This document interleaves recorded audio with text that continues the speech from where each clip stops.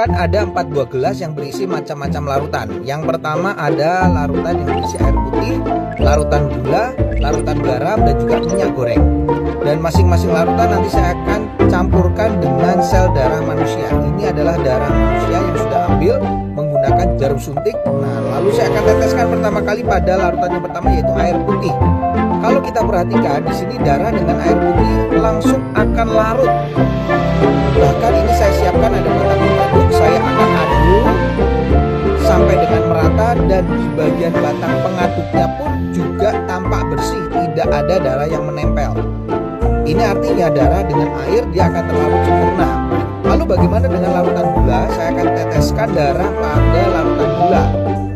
Kalau kita bandingkan dengan air putih tadi, pada larutan gula ini sel darahnya tidak akan larut ke bawah, justru dia akan mengendap di bagian atas.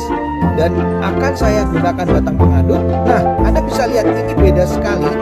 Sel darahnya justru menempel pada batang pengaduk. Ini kenapa? Karena gula itu bersifat perlengketan. Berbeda dengan air putih tadi, batang pengaduknya bersih. Makanya orang kalau kena diabetes terjadi perlengketan pada darahnya, mengalami rasa haus, kemudian sering buang air kecil, dan akhirnya sesak ngemil. Nah, bagaimana dengan orang yang hipertensi? Ini adalah larutan garam. Ini darahnya saya akan teteskan pada larutan garam. Lalu saya akan juga sama masukkan batang pengaduk.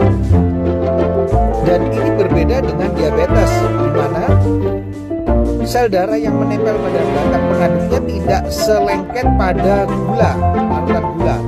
Tapi yang membedakan pada orang darah tinggi atau hipertensi yang terlalu sering makan asin-asin, ini kelihatan sel darah merahnya akan terurai, dia akan rusak, dia akan pecah.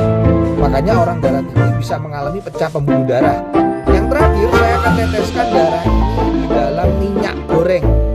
Nah, kalau saya teteskan ini langsung bisa terlihat sel darahnya nggak bisa larut, tidak juga ya mengendap di bagian atas, tapi justru menggumpal-gumpal.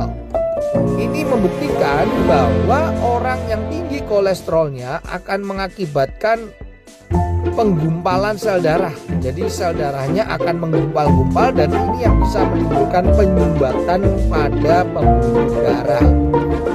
Ini adalah percobaan sederhana yang saya lakukan dengan menggunakan 4 macam larutan yang berbeda. Semoga percobaan ini bisa menjadi inspirasi untuk kita agar tetap sehat.